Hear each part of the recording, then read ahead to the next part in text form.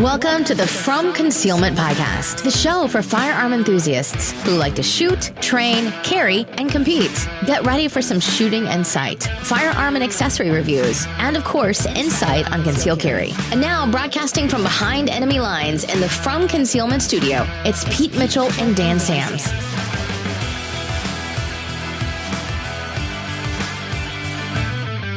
Hey, Freedom Nation, this is Pete Mitchell. And I'm Dan Sams. And you tuned in to what promises to be a very lively and entertaining episode of the I'm excited podcast. I'm excited about today. We've got some fun stuff to talk about. We really and do some have not fun stuff that we need to address. Yeah. In fact, why don't you kick it off with a little HR 8 action? Yeah, this is in part just by means of making sure the Freedom Nation is aware of infringements, potential infringements on their rights.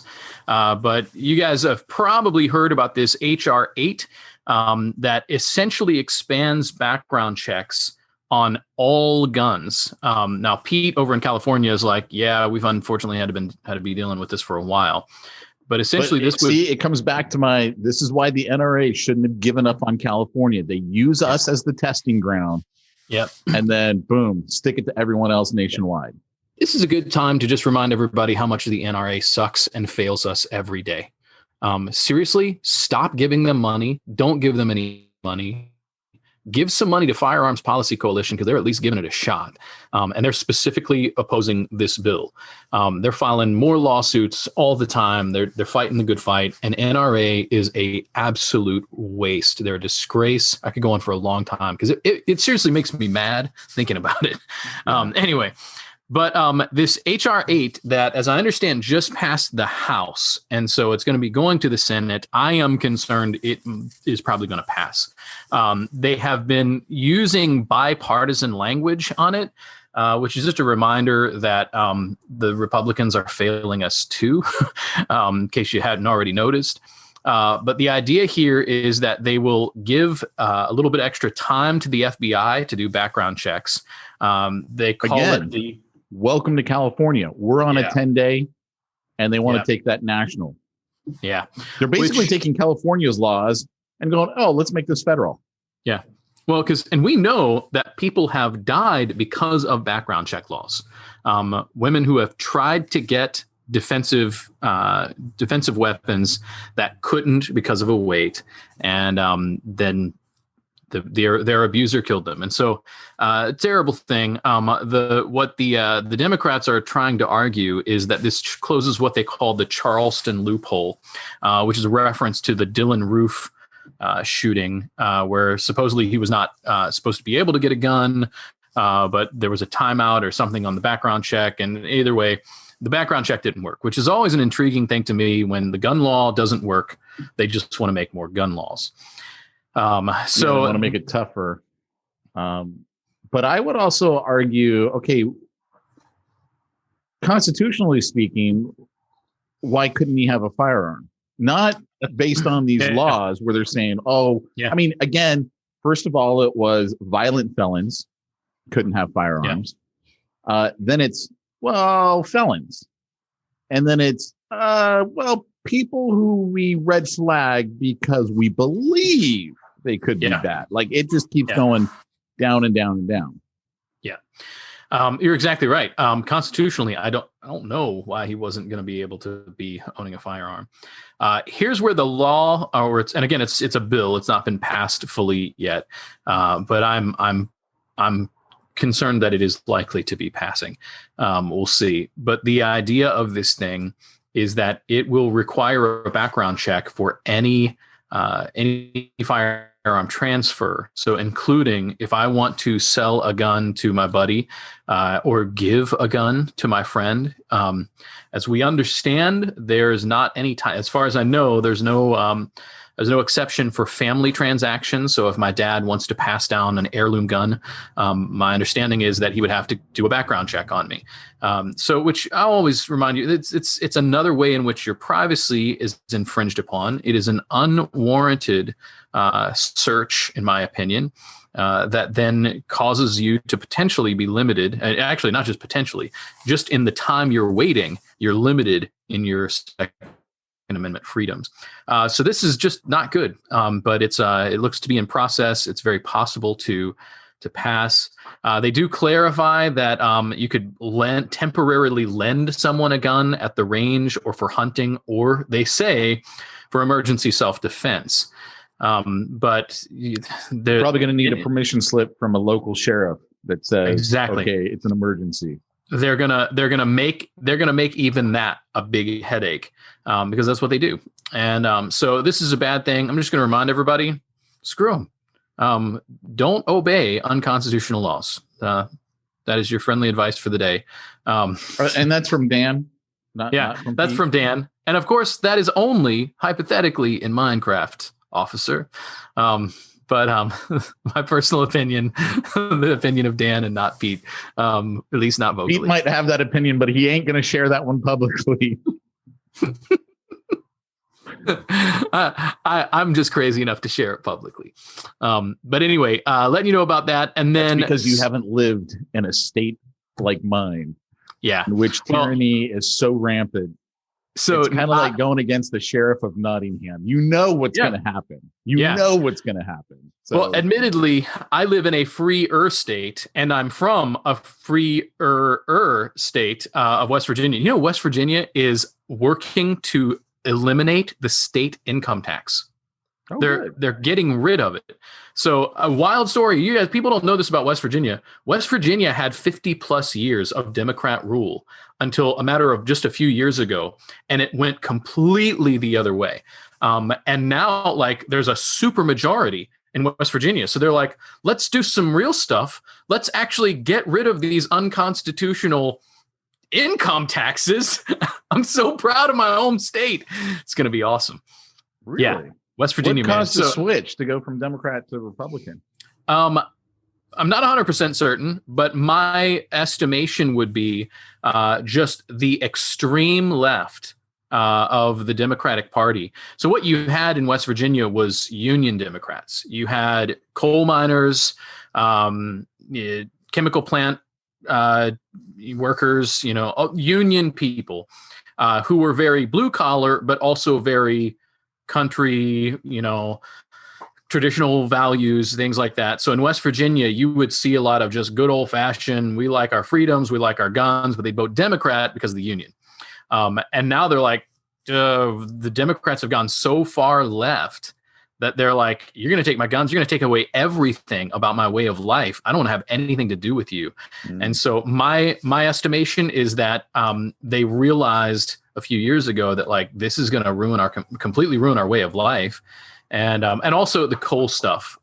When the Democrats were pretty anti-coal, and Trump at least made pro-coal comments. And so I think the coal industry people were like, yeah, this is Democrats are a waste to us. And so I think that's probably been a driver for it. But my point is, I'm going to say things on here. I'm in a little bit freer situation from you. But if it even came for me, I'm like, I'm just going to sneak across the border into West Virginia where we've got real freedom. That's my plan. Now you're transporting firearms across state lines. Yeah. Beautiful, isn't it? I'm sorry. I live in California. I know all of their ways to get us. Yeah, it's true. And even that, I shouldn't say I know all their ways. I know all the blatant ways they get us, but they can get us anytime they wanted. And that's exactly how they want it to be. Side note, who says I'd need to transfer any firearms across state lines? Because there's just more there.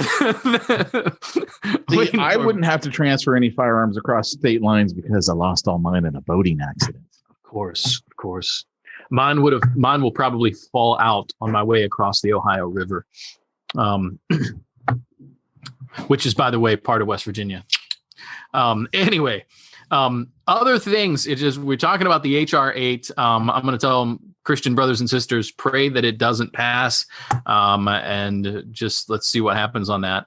The other thing to just kind of keep on the radars, Freedom Nation, is old Senator Feinstein is trying to resurrect a new version of the old quote unquote assault weapons ban of 1994 to 2004. She's pushing this. I think she realizes she's got a chance for it. And it'll definitely create some problems for the gun industry, for individual gun owners. Not to mention that it's already, I mean, on its face value, it goes against the Supreme Court's ruling of common use firearms. You can't ban them. So, and this, I was actually having this conversation this morning with a buddy of mine. As I said, here's the thing, like I was explaining to him, the ammo ban, if you want to call it that we have here in California, where you can only buy ammo after you've gone through a background check. You can't import it from out of the state. You can't order it online and have it mailed to you. All that crap is being fought right now by CRPA, California Rifle Pistol Association, phenomenal association here in California. They fight for us. They're the ones who got us Freedom Week and got us those magazines. NRA gets all the credit, I think, because they contributed financially to it, and they're the bigger name, but it was CRPA and their lawyers that actually did it. Yep. And I was explaining, I go, right now, the ammo laws are in court, and they're basically using a Olympian, because I was telling them, I'm like, dude, you got to love the Olympic sports, right? I mean, what sport where you get to shoot and ski and like, that's a sport. Like, that's awesome to me. I love watching that. It's incredible to me, the marksmanship, but they're using an Olympian. She's the lawsuit because she can't take her ammo out of California and then bring it back. Like when she goes to competitions, when she goes to train, she's an Olympian and she can't do that. That's illegal for her to do. And I was explaining, I go, the thing is, she's going to win. And she keeps winning, right? It keeps going up and up and up because California keeps, appealing. I go, it's going to go to the Supreme Court. Supreme Court is going to take it, and based on its current makeup, they're going to say it's a bad law. You got to get rid of it. Yep. And then I believe we're going to see the packing of the Supreme Court. That's when Joe Biden's going to go from 9 Supreme Court justices to 12. Yep. He's going to put, 3 liberals on. Yep.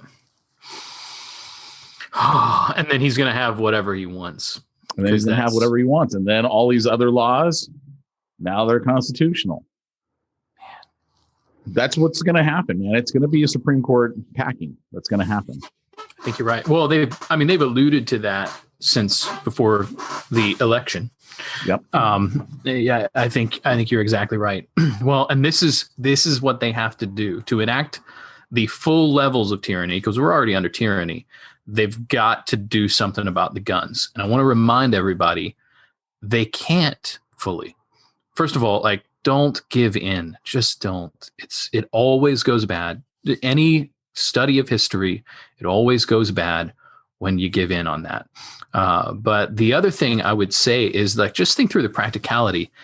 They just can't enforce this. There's just too many guns out there. They're not going to be able to do it. And not to mention, we can 3D print these things. There's so much we can do. And so think creatively. But see, I don't even think they care about taking them away. It's, you know what? I got to search your house because whatever. Oh, look at this. You have an illegal firearm. Now we can stick you in jail for 20 years.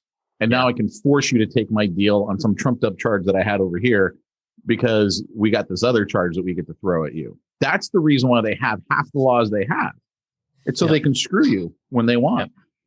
It's why we have the highest incarceration rate of any developed country. And it's evil. It's so evil. So anyway, a little side note on this Feinstein thing. I always just like to point out how, it's good to point out the history of a politician, how they have gotten people killed so that we can remember how dangerous politicians are and how we shouldn't trust them or listen to them. And an example is the Night Stalker case. So some of you guys have watched the Night Stalker documentary on Netflix, which was pretty interesting. Did you get the chance to watch it, Pete? I did. Yep. I thought it was pretty well done. It was creepy. I mean, it was one of those, you're watching it and I'm like, man, this is, whew, yeah, I'm going to go make sure my doors are locked, man.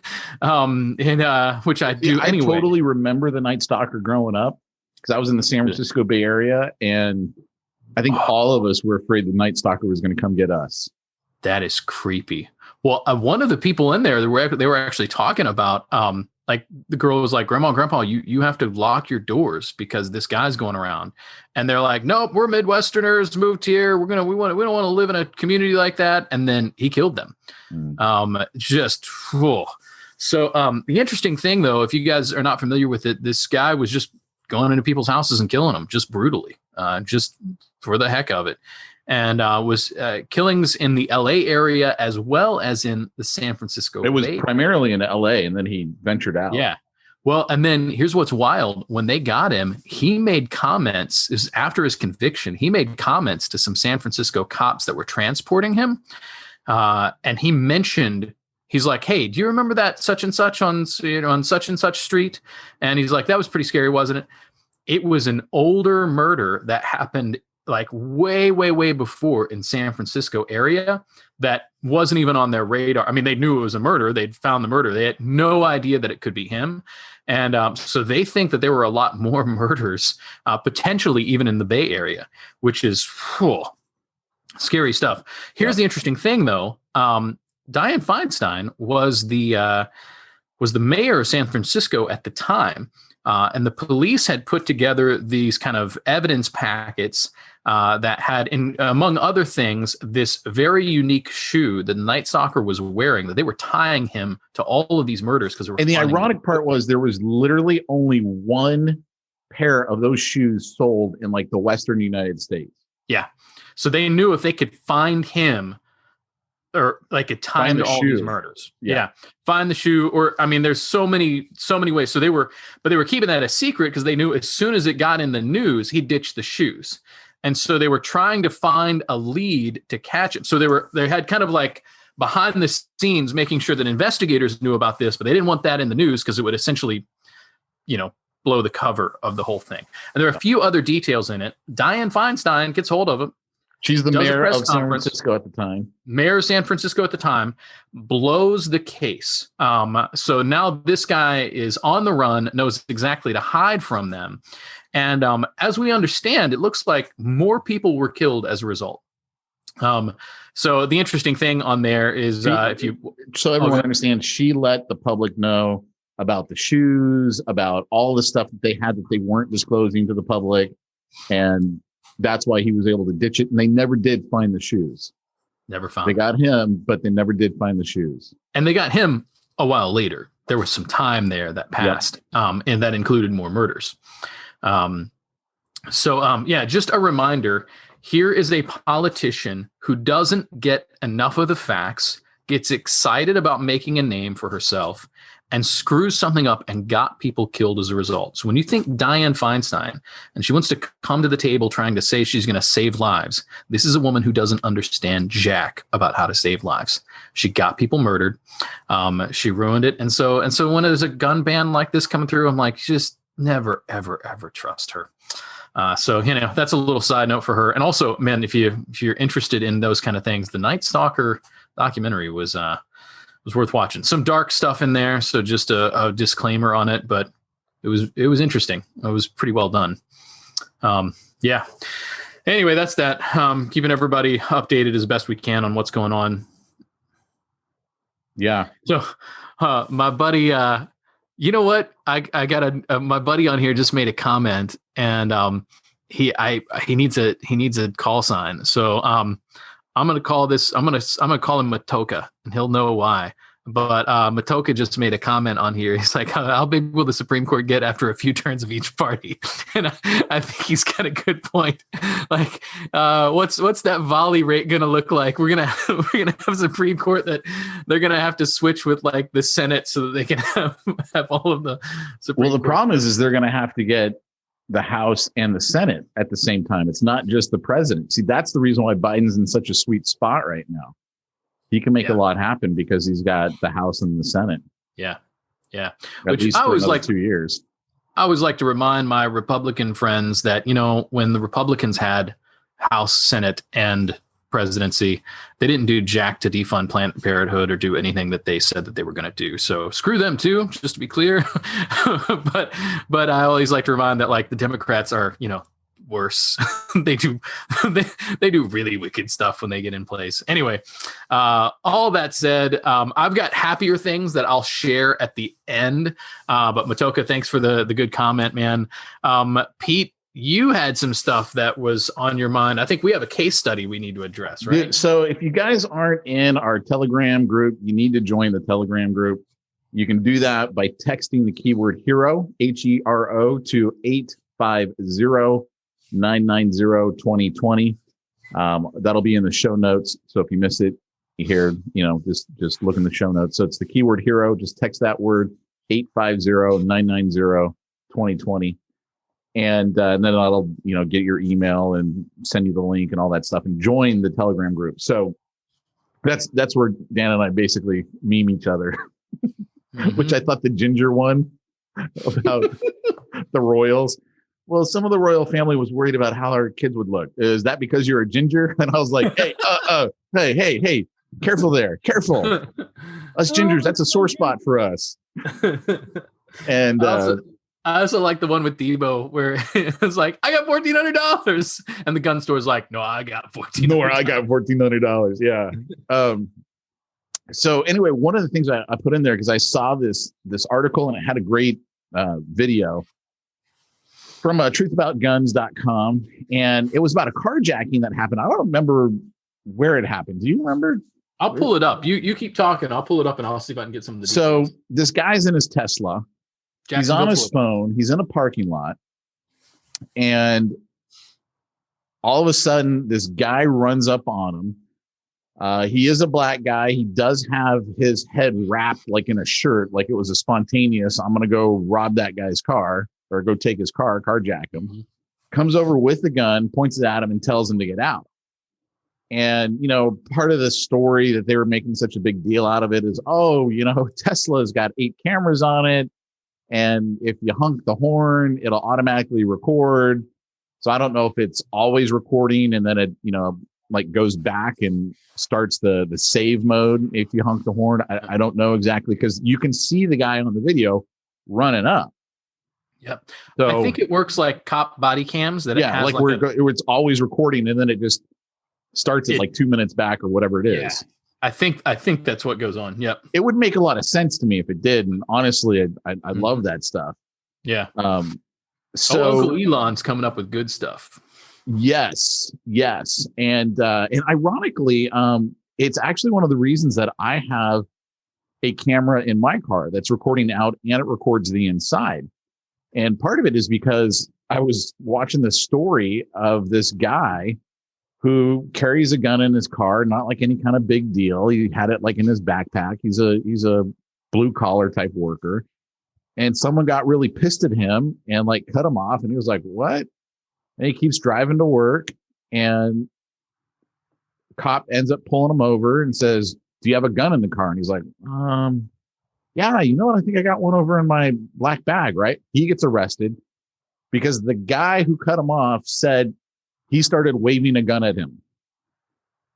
And it never happened, right? He never waved a gun at him. But if you call 911, hey, this guy's waving a gun at me, what are they going to do? They're going to go pull that person over. And because he did have a gun in his vehicle, because, he was in a free state and he could have a gun in his vehicle, it was in a bag, he's guilty. And then the guy else said, well, he said it was a black gun. Give me a freaking break, right? What is that? Like 95% of guns are black? I mean, come on. That's just ridiculous. Yeah. And so, the point of the story was he had, one of those insurance deals for, concealed carry for people, and they fought it off. But if he didn't have that, he would have been screwed. And I was like, you know what? I'm going to get a camera for my car.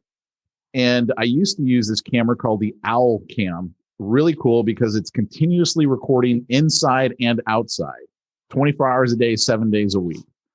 And it's got about a 7-day lifespan on the camera itself. So plenty of time. I loved that, right? Because I'm like, dude, no one's going to be able to accuse me of, waving my gun around. I'm going to have camera proof. I don't do that. Yep.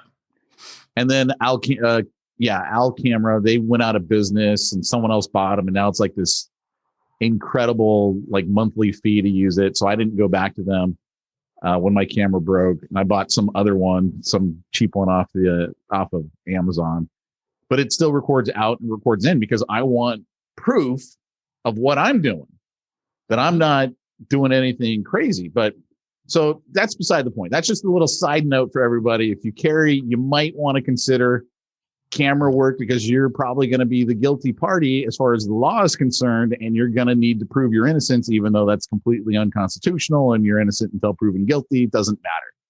Not when it comes to guns, right? So I want to do that proof myself. But my point is, this guy has these cameras. A dude runs up, and so here's the real debate to me is, what's the right move to make? Now, obviously, he wasn't carrying. Let's say you are carrying. I don't care, carrying or not carrying. What he decided to do was lay down really quick, lay down over the passenger seat and floor it. Just hit the gas pedal.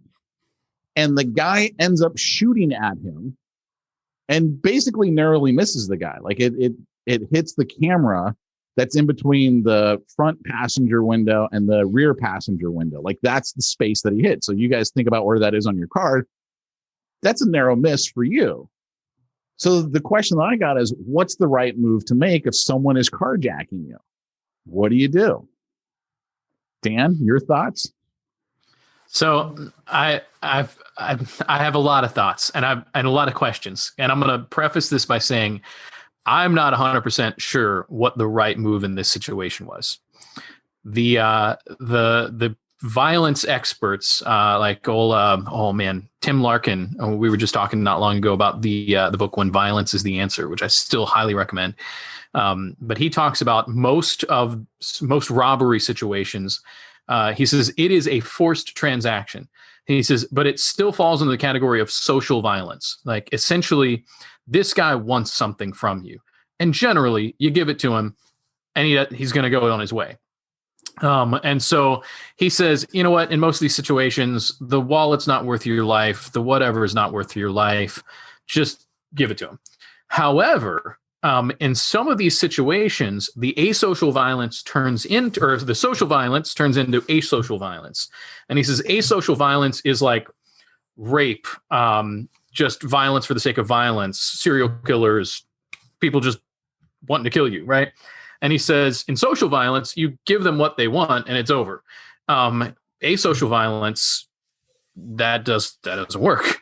And so he uses the example of sometimes, there's been robberies where the guy gives them whatever they want, they go on their way, and then the two guys are talking later. The robbers are like, well, that guy saw our faces. We can't let that happen. And so they go back and kill him. So I think in a situation like this, you don't know. You don't know what's going to happen. You don't know what the guy's ultimate goal is or what he's going to change his mind and do. And so generally, I would say, give him a wallet, give him whatever. But when you're in a car, you actually have some defense, right? You have. It also depends on the timing, right? Like he must have been in gear. He must have been. If he hadn't been in gear. Well, and Teslas have a really nice fast acceleration rate, right? Yeah, they do. But he ducked down. I give him credit for that. Ducked down, moved quick. It worked out. And so there's a part of me that says, man, I think that's the right move. There's another part of me that's like, you know what? You might have been better off to get out of the car because that dude pulled the trigger. Like he was pissed that the dude was leaving and not giving him the car. So pissed that he pulls the trigger. Yeah. Yeah, which, by the way, that should be an attempted murder charge if they catch this guy. Yeah. Yeah. So, yeah, I'm still not sure what the right move is, but I'm inclined to like the move that he took. He kept himself in he had some sort of cover, right? He moved fast. He ducked down. I give him credit for the quick action. Whether or not it is the best defensive move is questionable, and so I'd like to have I honestly don't know, because I look at it and I'm like, man, okay, so it happened to work for him this time. Is that the best move? Do you just go, here, take the car because I don't want to get shot? Because clearly the guy had no problem pulling the trigger. I mean, where he shot like he was trying to kill him sitting upright, and it had just been like one more inch either direction and missed the center pane, dude could have been shot, right, and dead. Yeah. Well, and good thing he wasn't firing a 357, right? It looks like he was set a 9mm or something. Like, I mean, it was substantial, but it didn't have a lot of penetrating power from the look of it. But man, if he'd had something with a little juice behind it, it had gone through at least, you know? Yeah, that's a scary situation. Here's one thing I would add, and I'm not faulting this guy at all, because this dude ran up on him quick. But this is where situational awareness matters. He had been on his phone. I don't know if he was looking down at the phone or at it up to his ear, but he was not in 100% situational awareness situation from the sound of it. And so not faulting him, because sometimes you got to take a phone call. But man, you want to be double careful. This is how bad things happen, is somebody looks for an opportunity where somebody is not paying attention so they can get the jump on you. And situational awareness, everybody, it matters. And then let's think about this scenario. Let's say he had kids in the back seat. Mm-hmm. You get out of the car. Now is the guy going to wait for the kids to get out? I know how slow my kids are. I know. Then he doesn't wait. Now it's kidnapping, you know. Yeah. From as we now know, is a guy who doesn't give a rip. Right. So and pull the trigger. That leaves another question for me in a situation. Now, I think the move from social violence to asocial violence, I perceive, is happening faster.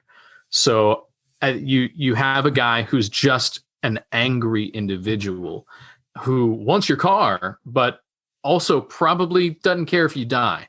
And so there's this fine line where I'm like, man, I'm not sure I want to give in at all, because it might just give him one more opportunity to cause me harm. Now, I can't know what's in that guy's mind or in his heart, but I'm just a little bit more on the side of like, I'm not sure the whole let's give in and end this situation is going to continue to be the best move long term. I recognize that it's tough to say, right? Because let's say you did have a firearm. Like, let's say this guy had his firearm. I carry in the 3 o'clock position most of the time.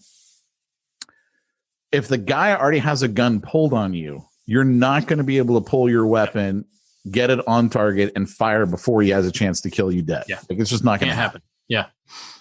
So then it's like, even having a gun on you, what's that going to do for you in this scenario? Man, well, do you get out, and then as you're getting out and he's not paying attention? Like, I could do that, right? I could be getting out over here and he doesn't realize that I'm pulling my firearm out. You know, it's possible. Yeah. The only time I would do that is literally if my kids were in the car and I'm like fearing for the life of my kids, then it's like, I got to do whatever I got to do. Yeah. Yeah. That is an interesting thing. If you're carrying and you're like, cool, this is a bad situation, do you kick open the door as fast as you can to create enough of a distraction while you jump out at him and fire as many rounds as you can into his chest? But like, all that's like, can that happen fast enough? Like, Are you going to distract him? Like, what's that look like? Now, one move might be to reverse, like, okay, you know, I'll get out. And then, I mean, of course, if he gets in the car and then you shoot him in the head, then now you're the aggressor probably. But if your kids are in the car too, right? Unless again, scenario, your kids are in the car, then you're protecting them from being kidnapped. But we're just acknowledging this is speculation from non-professionals. Like, we're just concealed carry guys who care about it. But that is an interesting scenario. If my kids are in the car, I start the process of getting out. And while he gets in, I draw my firearm and I drop him right there. I mean, the only downside of that one is you're going to get some blood on your Tesla. But I'm pretty sure that's the downside, not the damage to your kids as they watch some dude's head explode right in front of them. But there's blood. My wife's a counselor. We'll work on that. Here's a counselor. In seriousness, here's an interesting thing. This is a really interesting thing, because my wife, she's specializing in trauma therapy, actually. And one of the things she's noticed, that there's a lot of research on kids who have an individual one-time traumatic experience that get proper care tend to do just fine. The ones who are subjected to ongoing trauma, like when a family member or friend of the family, causes them, there's some kind of sexual abuse over time, that causes long-term terrible damage, hard to get healing from. But like you have actually in the Night Stalker documentary, the girl who got, terrifyingly kidnapped from her home and raped by the Night Stalker, and then he brings her back. That girl's doing okay. Like, obviously terrible situation for her, but she's grown up, she's an adult. She's like, and she even said, she's like, I have kids. I'm married. I'm doing okay. She's like, I wasn't going to let him ruin my life, but she had that one. She's from a pretty healthy family, one-time situation. So heaven forbid we should be in a situation where we have to use force to end someone's life in front of our children. But if you did, that's better than the alternative scenario. And there is a good chance that they can have proper therapy and at least be in a much better place. Still, it would be a traumatic, terrible thing. Yeah, I shouldn't be so crass as to say it's only the blood on the Tesla that would bother me. Here's what we really need. We need, Brother Elon, what we need is for you to rig some automated guns with the cameras.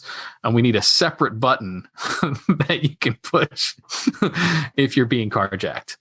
We'll make it a stun gun. That'd be fun. Like, what if we had tasers wired up in the Teslas? Why not? It's already electric. A Tesla cannon. How about his flamethrower? How about putting that thing on it? That'd be pretty cool. Nice. Yeah. Yeah, but flamethrower. Yeah, you know what? That could do some good. He made it, right? He made them. And then but it's illegal in California because they're like, no, everyone's going to have a flamethrower. You know what, though? It's more of like a flame tosser than a thrower. Yeah, it's not technically a flamethrower. Like, it doesn't fit the federal guidelines for it. Yeah, it's just like this far. That's cool. I'm really proud of him for doing that. But like over at the gun store, we will sometimes carry like the ones that shoot like 25 feet. Like that's a thrower of flames. Right. Yeah. Good times, man. So yeah, I don't know, man. I just I think about that scenario, and again, I would encourage everyone who carries to have some sort of camera that does both outside and inside the vehicle at the same time, just for that proof, right? When someone claims something about you, you're going to be seen as the guilty party because you carry a gun, and so that means you're automatically guilty in the eyes of everyone. But if you've got video proof, you're just protecting yourself. That's the reason why I do it. That's my car always has a camera. I always have it on when I'm going places. It automatically turns on. Actually, the one that I got now, not as good as the owl cam, but it automatically turns on when I start the car. And it turns off when I stop the car. And it saves to the cloud and it saves to my phone. So I got video proof of what happened. Yeah, so I don't know, man. In that scenario, and it's interesting too, because I train a lot, right? So last week I did some training over there at FT3 with Michael Hernandez, and it was a lot of fun because what we were practicing was, let's say you got to do multiple shots. So the standard one that everyone's taught is 2 to the chest, 1 to the head. And one of the problems with that scenario is, first of all, the head is a really small target and it's bobbing and weaving, right? It's moving a lot. Yep. That's the reason why you always aim for the chest, right? It's the big chunk of meat right there. Yep. And it's, the center of it's going to be somewhat stable and a lot easier to hit. Yep. And so we were practicing this move where it was 2 to the chest. You reevaluate the situation. If the dude's still coming at you, maybe he's got body armor, who knows? Maybe you sucked and you barely touched the center chest. Who knows? 4 to the groin area, because you're not gonna, with a pistol, you're not breaking any bones. It's just, you're going to chip bones, but you're not breaking anything. It's not like shooting an AR at the pelvis, which is going to shatter the pelvis, right? Then if the guy is still coming at you, a couple of things happen. Number one, in that adrenaline pump, you're not going to feel when you're shot, right? So you got an aggressor coming at you. They're not going to feel that they've been shot. So let's say it's 2 down, 4, whatever, they're still coming. But all of a sudden, what do? Like the natural reaction, especially if you're a dude, you grab your groin, you bend over, right? Just like when you get kicked in the balls. That's a natural thing that everybody in the world does. And now you got that nice little head straight in center, right about where you were shooting. And so then we reevaluate the situation. Now, if we have to, we take the headshot because now it's nice and stable and it's a lot lower. It's right there in front of us, and shoot that crown if you can. Yeah. And so that's what we were practicing, was 2 to the body, 4 to the pelvis, 1 to the head. And that's interesting. That was a good little drill. We spent the whole night doing that. Well, and then you are delivering ammunition to relatively easy to hit targets in that sense, right? And then, as you say, that if it comes to having to do a headshot, you are in the optimal, like, now it is not moving as much. It is low, it's bent over, it's lower, it's closer to you. Yeah. Yep. Yeah. Well, and I've heard stories of the adrenaline pump there. Actually, friend of a friend who was at a convenience store during a robbery and fought off the robber who had a 380. And now it's a 380, I recognize, but shot him, I want to say 3 times with the 380. And when the cops got to the scene, they didn't realize what was going on. And he had to say, like, I was the one who was shot. And about that time, adrenaline, I guess, kicks off and he passes out right there. But he was alert and moving for minutes after being shot multiple times with a 380. Now, we recognize a lot of robbers don't necessarily know about defensive ammunition, so it could have been target ammo that they had in there, but still, like, that dude took some shots and managed to keep moving. So yeah, we've got a video that one of our local CCW courses, they show it. They go through a lot of different video scenarios, and this guy literally gets shot 9 times to the chest area. And then he decides, you know what? I'm not feeling so great. I'm going to go ahead and sit down, not fall over dead. Just, you know what? I'm going to go ahead and sit. So this whole idea that you see in the movies, 1 shot, 1 kill, it's BS. It is not going to happen. And also, if you've trained yourself that I just do 2 rounds to the chest and that's it, probably not enough. Yeah. Like, I'm not necessarily saying mag dump, though. That's probably where I would lean in a scenario. I figure if I got ammo in the gun, it's not doing me any good there. let's send that sucker down range. But then also, you got to consider you're going to be out in public. There's going to be background. There's going to be people in the background. I don't want to shoot anyone else. Yeah. So, I mean, you got to have all that, but you got to be trained that it's not just, double tap and you're done. Like, a lot of times when we do training, and let's say they tell us we got to do, 3 to the body or 4 to the body, whatever, you can hear it in people's cadence. They'll be like, bang, bang. Oh, that's right. I got to do again. Bang, bang. Because they're so trained to do 2 trigger pulls. And that's not where you want to be trained at. You want to be trained. I pull the trigger until the threat stops. Yeah. And when it stops, I need to stop. But until then, it's trigger pulling time. Yep. Well, and I would say with that, I'm hearing about this language of, if you can keep your head enough to even think that little bit more, because I think you're right that we have the cadence of the 2.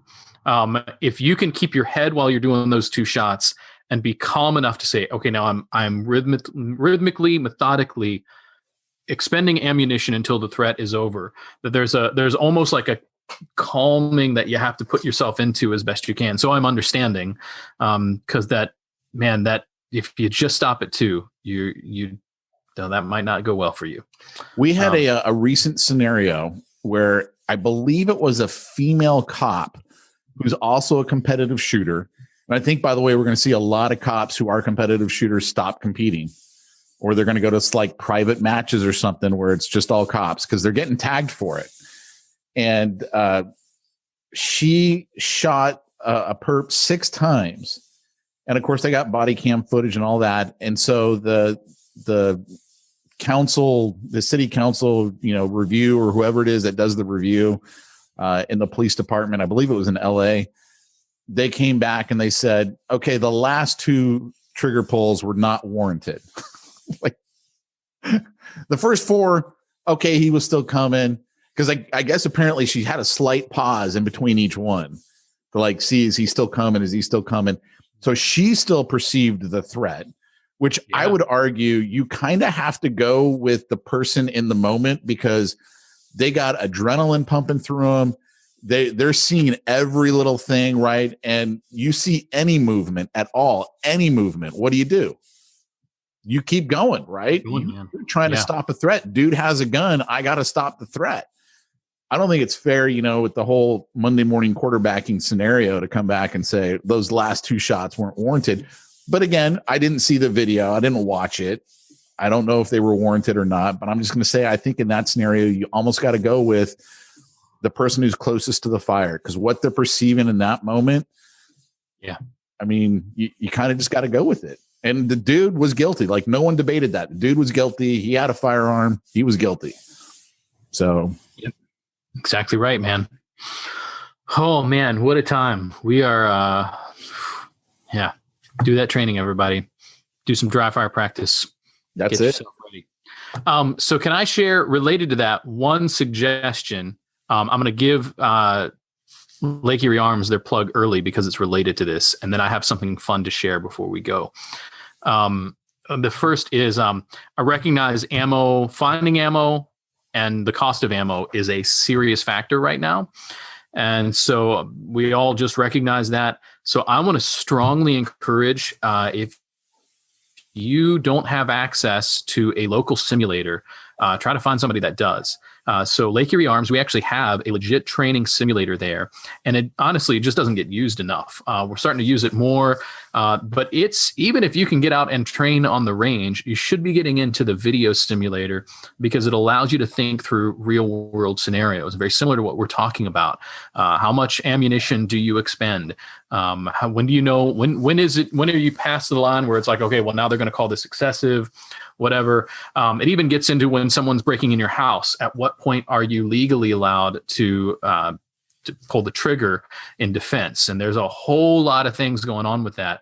I'm going to recommend sign up for a couple of hours at the simulator. We have one of our trainers that will be there with you. They'll walk you through stuff. They'll give you some coaching. It's $45 an hour, I think. I'm not looking at it right now, but it's cheap to rent that simulator right now. And you can rent with cheaper than ammo. That's for sure. Exactly. So way cheaper than ammo. You're getting some legitimate circumstance. And I recognize there's no substitute for actually being in the scenario, but the whole hope is that you're never in a real life scenario anyway. So this allows you to do about the best training you can as a civilian. And so I'm going to highly, highly recommend it. So if you go to learms.net, you can actually sign up on there. You can schedule for some time on the simulator. Highly recommend it. Get on out there and actually do it with a group. Think about how cheap, you could have 4 guys out there. Now you're limiting your time, but you could have 4 guys come out together. You could do a family event together. $45 for a night out with the family to, practice shooting sounds awesome. So think about that, everybody. Should be a great time. Highly recommend it. Any other thoughts you had, Pete, before I want to share? No, go for it. So I got my last battle box the other day. And I'm having fun with these things, man. I'm taking a break for now because I need to assimilate all this stuff into my kit. But one really fun thing. So first of all, I got a bandana that has all the military code and Morse code, so I can remember. So the idea is oh, cool. I can know what my Morse code is for H. I can remember that F is Foxtrot. It's just fun. And then I got fast rope, which comes in a little whatever with a cutoff. That's handy. Doesn't ever get tangled. But this is the really cool thing. Oh my gosh. So excited. And you can get these for $20 anyway. But this is a little bracelet that has on the one side built into it a handcuff key. Oh, nice. Really hard to tell. It's rolled into it it just looks like a bead, right? Because it's not sticking out straight. It's kind of weaved into the way it's the string goes through it kind of straight through. Then on the other side, so it's elastic. It's got a glass breaker bead. So I can put this on some glass, pull this back and snap. And that tiny little bead of metal is taking all of that energy. It's called the GTFO. You can probably think through what those are, what that's an acronym for. GTFO wrist strap. They have one that doesn't have the handcuff key on for $6. And then for $20, it's the one with the handcuff key. It's also stylish. It's barely noticeable. I think this is really cool, and I'm dying to find some glass that I can break with it. Yeah. So if I suddenly just get too tempted and I break a window pane, my wife would be like, "What happened?" I'll be like, "I don't know. This window pane is in a bad neighborhood." So yeah. So anyway, I thought that was really cool. I thought that would share some fun for that. I have to find that because you had me at handcuff key. Yeah. Like, that's what I would want it for. So this is the best concealed handcuff key I have ever seen. Because normally you do the thing where you put the handcuff key in kind of the back belt loop or whatever like that.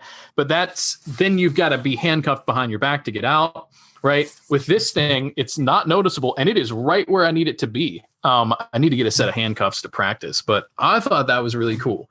And worst case, it's just stylish. Yeah. So think about it, everybody. Recommend them. That's and obviously, you want to wear it on your subdominant hand so that you can access it with your dominant hand if you're ever handcuffed. So, yeah, next phase, I'm going to have to get some. I'm definitely going to have to get some handcuffs so I can start practicing things. Well, I got handcuffs, but that's between me and the missus. You know what? I was trying to think of a good joke there, and I just didn't have a good one. And I just didn't have a good one for it.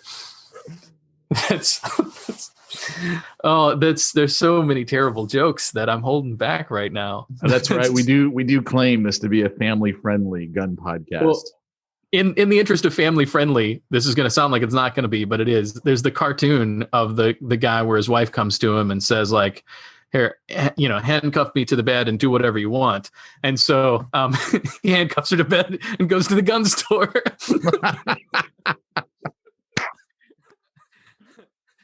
I love it. Yeah, so that's bad. Oh, it's terrible. I don't recommend that for a whole lot of reasons. That's cool. Well, why don't you give Lake Erie their plug?